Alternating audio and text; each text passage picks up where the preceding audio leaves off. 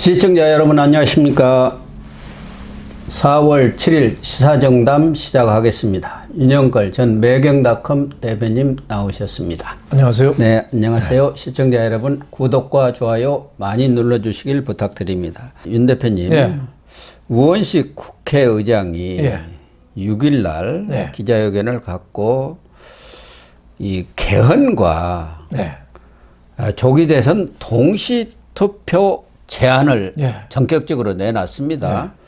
뭐 개헌 문제야 늘상 나오는 이야기고 역대 대통령들도 대선 과정은 물론이고 뭐 대통령 재임 중에도 개헌 문제를 늘 꺼냈습니다만은 실현은 되지를 않았어요. 어떻게 보면은 지금이 개헌의 최적기고 여야 정치인들은 물론이고 우리 국민들 한 60%도 개헌을 하는 게 필요하다. 특히 이번 탄핵 과정을 거치면서 아마 지금 조사하면 70 내지 80%가 개헌 필요하다고 생각하지 않겠나. 그래서 여건은 무르익었다고 보는데 결국은 키는 이재명 민주당 대표가 쥐고 있는 것 아니겠습니까? 그렇습니다. 그래서 우원식 국회의장이 왜 지금 이 시점에서 이런 동시투표 제안을 했을까? 그리고 이 개헌 논의는 앞으로 어떻게 전개될까? 이런 것들이 궁금하네요. 네, 뭐 우원식 저는 국회의장의 충정은 저는 이해가 됩니다. 과거 2017년 때도 문재인 후보 때도 개헌 논의 나왔거든요. 근데 하는 척만 하고 안 했어요. 안까지 내놨었죠. 안 했어요. 왜? 정권 초기에는 정권을 대선 국면에는 가만히 있어도 될 것 같은데 왜 개헌에서 관심을 흐트러나요? 대통령 힘 빼는 거 싫어하잖아요. 대통령 초기에는 국정 동력이 상실될까 불가고 나중에 임기 후반에는 자칫하면은 권력 누수 현상이 생기니까 또 안 하거든요. 그러다 보니까 개헌을 87년 개헌이 지금 문제가 아주 많은데도 지금 못 고치고 있는 거예요. 38년이 되지 않습니까? 그렇죠. 지금 뭔가를 미래 사회에 맞게 고쳐야 되는데 대통령 선거제도나 이 제왕적 대통령 그리고 또 저는 더 위험한 게 제왕적 국회도 더 중요해요. 국회도 이렇게 대통령을 사사건건 시비 걸잖아요. 대통령도 어떻게 보면 이 무리하게 이렇게 하고 있고 이걸 고쳐야 되는데 지금 어떻게 보면 좋은 기회다. 그래서 이번에 6월 3일 날 대통령 선거할 때 헌법 다는 못 고쳐도 권력구조나 중요한 거 몇 개만 고쳐서 우선 좀 하자. 1단계. 그 다음에 대통령 뽑고 나서 다음 2단계로 해서 다음 뭐 지방선거나 내년 지방선거 그때 좀 하든지 아니면 그 다음에 국회의원 선거랑 대통령 선거를 맞춰서 하든지 뭐를 좀 찾아보자. 이거는 상당히 저는 근거가 있다고 보는데 한여름밤에 꿈에 그쳤죠. 왜냐하면 오늘 아침에 이재명이가 식초를 확 뿌렸습니다. 뭐라고 그랬냐면은 개헌은 필요하지만은 지금은 내란 종식이 먼저다. 이거를 번역기를 돌려보면은 개헌은 꼭 해야 되는 건 나도 아는데 지금 대통령 되는 게 난 더 중요해. 6월 3일 날 이제 2달도 안 남았는데 나 대통령 우선 시켜줘. 그럼 내가 갈지 말지 검토해 볼게. 이런 뜻이죠. 그런데 우원식 국회의장도 민주당 지도부와도 소통을 했고 이재명 대표와도 두 번이나 그리고 이달 들어서 만났다는 거 아니겠습니까? 중앙일보가 그렇게 보도를 했더라고요. 두 번 만났다고 보도했습니다. 그러면은 이재명 대표하고도 충분히 논의를 했을 텐데 이재명 대표도 어느 정도 오케이가 됐으니까 하지 우원식 의장 혼자 이렇게 불쑥 내놨을까요? 그렇죠. 그렇다고 한다면 우원식 의장이 이재명의 등에다 칼을 꽂은 것이고 그렇지 않다 한다면 이재명의 마음이 변한 것이죠. 그러니까 탄핵 선고가 되기 전에 만났다고 봐야죠. 만났다고 한다면. 그렇습니다. 그렇지 않습니까? 4월 4일이고 그다음에 토 일요일이었으니까 그러니까 탄핵 전에는 혹시 키가 각하될지도 모르니까 한번 그걸로 해갖고 이렇게 한번 틀어봅시다 했다가 탄핵 딱 해서 윤 대통령 파면되니까 마음이 바뀌어버릴 수도 있는 거 아닙니까? 저는 뭐 이재명의 이중 플레이라고 봐요.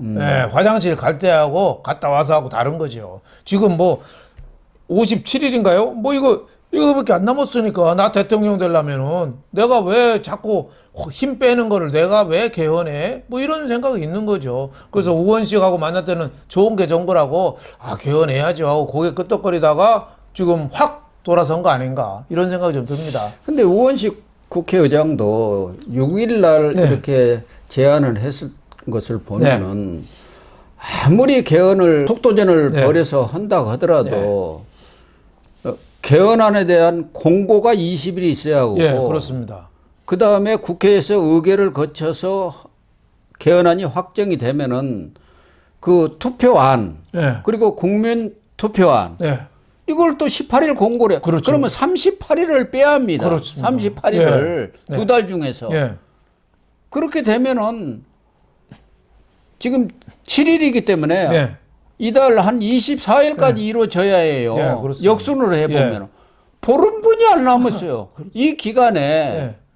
물론 뭐 원포인트 개헌을 하자 딱 뭐 대통령 중임제만 이게 서로 합의해 갖고 하자든가 뭐 하면 모르지만 그렇지 않다고 한다면은 현실적으로 불가능하지 않습니까? 네. 거기다 지금 국민투표법도 개정을 해야 한다는 거 아니겠습니까? 그거야 뭐 신속하게 할 수는 하려면 뭐 하루 만에 있으니까. 할 수 있죠. 네. 그래서 현실적으로 이렇게 제안을 했지만 이것이 이 짧은 기간 내에 워낙 지금 짧기 때문에 이 개헌안이 논의는 들어갈 수는 있지만 현실적으로 가능하겠느냐. 예. 시간이 말씀하신 대로 38일 이 뭐 국회 국민투표 하려면은 38일이 걸려서 뭐 이제 한 20일 밖에 안 남았는데 그 헌법 개정안을 만들 수 있겠느냐 뭐 이런 것도 있지만은 가장 중요한 거는 저는 이재명이 자꾸 하는 척 하면서 본심은 전혀 할 생각이 없다. 그래서 지금 친명 정청래나 뭐 몇사 진성준이나 이현주, 진성준, 뭐 김영민 이런 사람들은 국회의장 놀이하느냐 뭐 그렇죠. 그렇죠. 오히려 비판하고 나서 또 전남지사 김영록도 지금은 내란 종식이 언제 내란이 있었나요? 대통령 탄핵했으면 다 끝난 거 아니에요? 근데 자꾸 이런 얘기 하는 걸로 봐서 민주당은 지금 헌법에 있는 그대로 권력을 행사하겠다. 뭐 이런 뜻에서 한치도 저는 양보한 게 없다고 봅니다. 네. 이재명도 뭐 5.18을 예.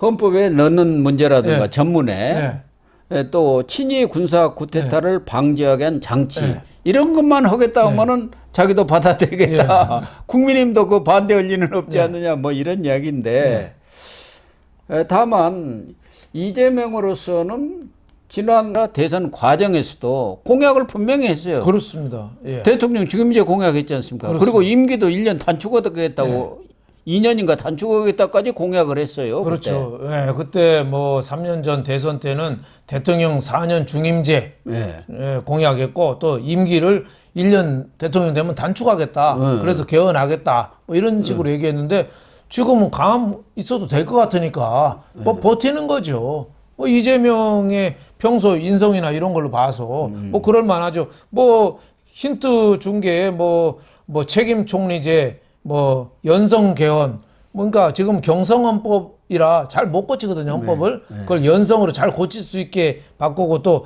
감사원을 대통령이 아니라 국회 소속으로 옮기는 거 요런 거만 조금 해보자 했는데 그거나마 혼선을 빚는다고 지금 딱 자른 거죠. 오늘 아침에. 네. 그러니까 이재명의 속셈은 이대로 하고 싶다는 거죠. 네. 그래서 김윤덕 사무총장은 6일 날 개헌을 논의할 준비는 다 되어 있다.